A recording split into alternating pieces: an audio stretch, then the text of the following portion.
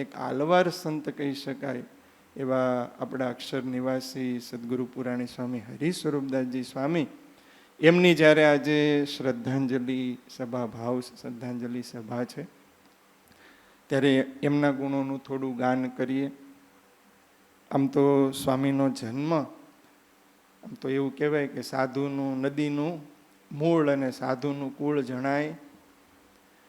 કેમ કે ઘણીવાર કુળ ને એવું જાણવા જઈએ તો ત્યાં કાંઈ હોય ના હોય તો ઘણીવાર એમ થાય કે હવે અહીંયાથી નર્મદા મૈયા અહીંયા બહુ આવડા મોટા આવતા હોય, પણ ત્યાં અમરકંટકમાં જઈએ તો એક નાની શેર હોય ખાલી. ગંગા મૈયાનો મહિમા હોય પણ ઉપર ગંગોત્રી જઈએ તો એમ થાય કે આવડું એવું છે એમ ખાલી. પણ છતાંય એવા મહાપુરુષો જ્યાં જન્મ લેતા હોય તો ગીતામાં ભગવાને કીધું શુચિનામ શ્રીમતામ ગેહે યોગ ભ્રષ્ટો વિજાયતે. ત્યારે સ્વામીનો જન્મ, મુક્તાનંદ સ્વામીનું જન્મસ્થાન અમરાપુર, એમની બાજુનું ઢોલરવા ગામ છે. જે ગામમાં નારાયણદાસ સ્વામી, બાલમુકુદાસ સ્વામી, ઘણા બધા સંતોએ પધારી અને ખૂબ સત્સંગના પિયુષ પાયા છે. બહુ સત્સંગી સારું પવિત્ર ગામ છે. અહીંયા લગભગ ઘણા ભક્તો બેઠા હશે. અને આમેય અમરેલી જિલ્લો છે ને, એ સાધુને ઘણા બધાની ભેટ આપી. એમાં આપણા ગુરુકુલ પરંપરામાં લગભગ, જોકે સાધુના આપણે ઓલી બહુ વાતો કરતા ના હોઈએ, પણ છતાંય અમરેલી જિલ્લાના સૌથી વધારે સંતો હશે આપણા ગુરુકુલ પરંપરામાં. ગુરુદેવ શાસ્ત્રીજી મહારાજનું જન્મસ્થાન તરોડા એ અમરેલીમાં, પૂજ્ય મહંત સ્વામીનું કેરાળા એ બાજુમાં, પૂજ્ય ધર્મલોક સ્વામીનું કુંકાવાવ, લગભગ બધા એ પંથકના ઘણા બધા સંતો છે. ત્યારે ઢોલરવા પવિત્ર ગામ, ત્યાં વિક્રમ સંવત 2014 વૈશાખ સુધી પૂર્ણિમા શનિવારને દિવસે તારીખ 3/5/1958ના દિવસે વીરજીભાઈ મોહનભાઈ રામાણી, એમને ત્યાં રાઘવ એટલે સ્વામીનું પૂર્વાશ્રમનું નામ, એમનો જન્મ થયો. નાનપણથી જ બહુ મુમુક્ષુ રામાણી પરિવાર. પૂજ્ય ધર્મોલોક સ્વામીએ ત્યાં વાત કરેલી કે અમે જ્યારે ગુરુકુલમાં ભણતા ત્યારે વીરજીભાઈ આવતા અને રામાયણની ચોપાઈઓને બધું બહુ સરસ રામાયણની વાતો કરતા. એટલે સ્વામી કે એમ તો રામાયણની પણ રામાનંદી પરિવાર કહી શકાય, કે જેનો આખો પરિવાર આમ રામમય હતો. અને એ જ સંસ્કાર સ્વામીમાં ઉતરેલા. ભણતા ત્યારથી જ ખૂબ દૈવી મુમુક્ષુ જીવ, દોડી દોડીને સેવા કરવી, સંતોનો સમાગમ કરવો.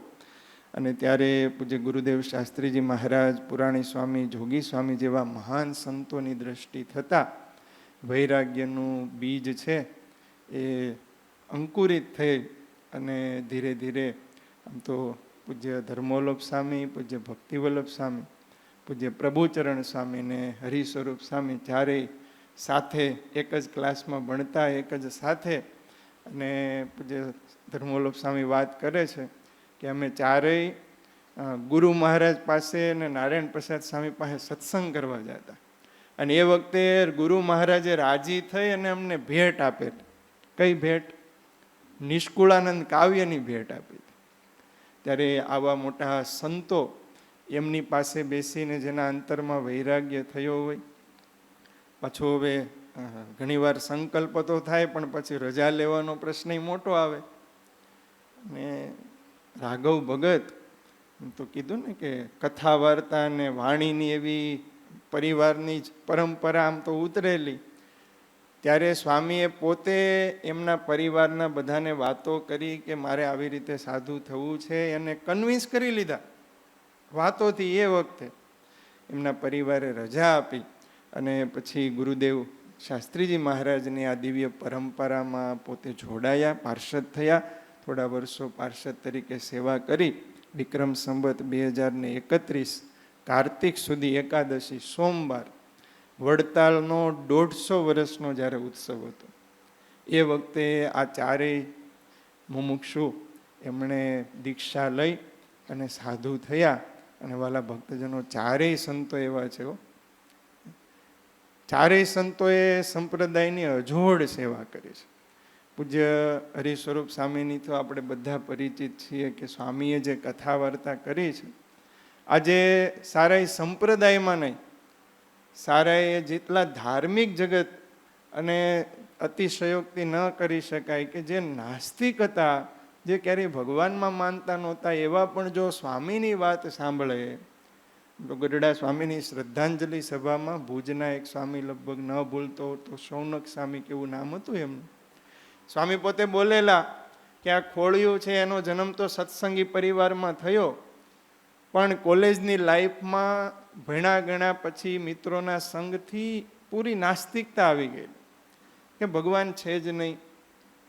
પણ સ્વામીની કથા વાર્તા, હરિસ્વરૂપ સ્વામીની કથા વાર્તા સાંભળી અને સત્સંગ તો થયો, એટલું જ નહીં, સત્સંગ એટલો બધો અંતર ઉતરી ગયો કે એ ગ્રહસ્થનું ખોળિયું છોડીને ક્યાં આવી ગયા? સાધુના ખોળિયામાં. આ વાતોનો પ્રતાપ છે. એવા તો કેટલાય હશે કે જેમણે સ્વામીની વાતો સાંભળીને વ્યસન છોડ્યા હોય, મહારાજના આશ્રિત થયા હોય. અને આમ તો અમારી વાત છે એટલે કહેવાય નહીં, કહી દો, હરિસ્વરૂપ સ્વામીની કથા એવી છે, આમ તો અમારા સંતોને અમારે કથા કરવાની હોય, સાંભળવાની ન હોય. સંતોને કથા કે કહેવાનું હોય, પછી બહુ સાંભળવાની ટેવ અમારે ઓછી હોય થોડી. પણ હરિસ્વરૂપ સ્વામી એવા વક્તા હતા, એવા કથાકાર હતા, એની વાતો ને એની કથા છે એની લગભગ બધા સાધુઓએ સાંભળતા છે. સૌથી વધારે સંતોની કથા સંતો કથા સાંભળતા હોય એવા કોઈ વક્તા હોય તો એ આપણા પૂજ્ય હરિસ્વરૂપ સ્વામી. અને એટલું જ ખાલી સંપ્રદાયના સંતો નહીં, બીજા સંતો પણ એમની ખૂબ કથા વાર્તા સાંભળતા. અને ખાલી કથા કરવી એટલું નહીં હો, સ્વામિનારાયણ ભગવાનના મૂળ સિદ્ધાંતોને જાળવી. અને સ્વામીની તમે કથા સાંભળતા હોય તો તમને, જો તમે માર્કિંગ કર્યું હોય તો તમને ખ્યાલ આવે, વાત વિશ્વના ગમે એ દ્રષ્ટાંતિ કરે. પરોક્ષના એમણે ઘણા બધા પ્રસંગો કહ્યા છે, પરોક્ષના એવા કોઈ મહાન સંત થયા હોય એમનાય આખ્યાનો કીધા છે. પણ એ વાતનું મૂળ બીજ છે ને, એ સ્વામિનારાયણ ભગવાનમાં આવીને ઊભું રહ્યો. એ આવવું જોઈએ ને, નહીતર ઘણી વાર વાત પરોક્ષની ઘણી કરતા હોય, પણ પાછી મૂળ નિષ્ઠા કે મારા મહારાજના સિદ્ધાંતો છે એ જળવાઈ રહેવા જોઈએ. અને સ્વામીની હરિસ્વરૂપ સ્વામીની કથામાં વચનામૃત, સત્સંગી જીવન, નિષ્કુળાનંદ કાવ્ય, ભક્ત ચિંતામણી, ગોપાળાનંદ સ્વામીની વાતો ને ગુણાતીતાનંદ સાહેબ, આ 6 ગ્રંથો છે એની વાત એ રેફરન્સને વેલિડ ગણાય. બાકી કીજી કોઈ પણ વાત હોય તો એ આ સિદ્ધાંતના, મહારાજના સિદ્ધાંત સાથે સરખાવીને પછી એ બોલે, બાકી ના બોલે. શું કામ? કારણ કે મહારાજનો સિદ્ધાંત જે છે એ ખંડિત ના થવો જોઈએ.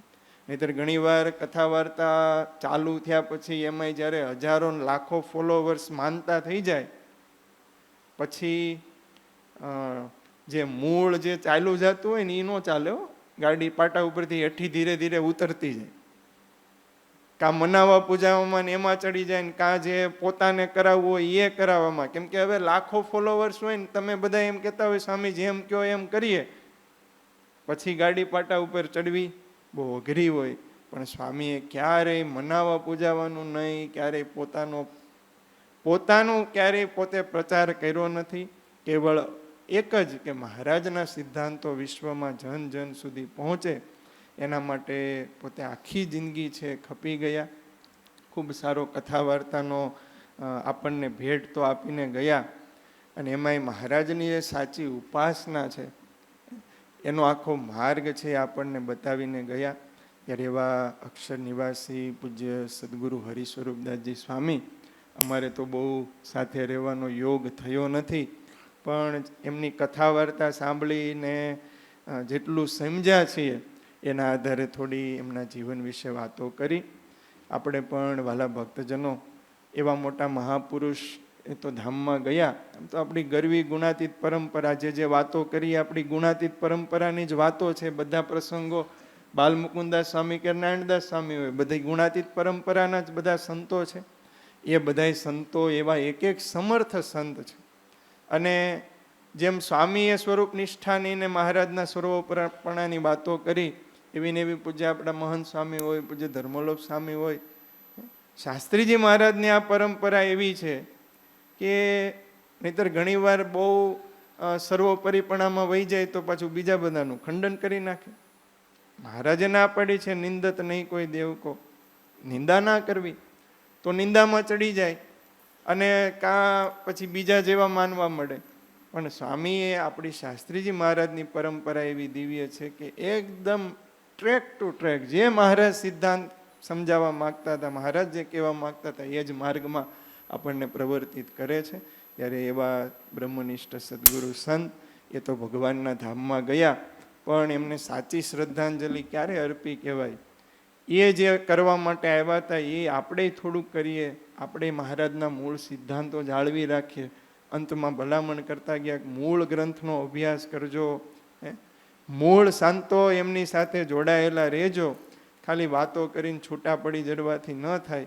એ જેમ મહારાજનું અનુષ્ઠાન, મહારાજનું ભજન, મહારાજમાં એમને જેવું હેત હતું એવું આપણે પણ કરીએ. એ જ અમારી શબ્દોરૂપી શ્રદ્ધાંજલિ એ હરિસ્વરૂપ સ્વામીના ચરણોમાં અર્પિત કરી અને મારી વાણીને વિરામ. બોલો સહજાનંદ સ્વામી મહારાજની જય.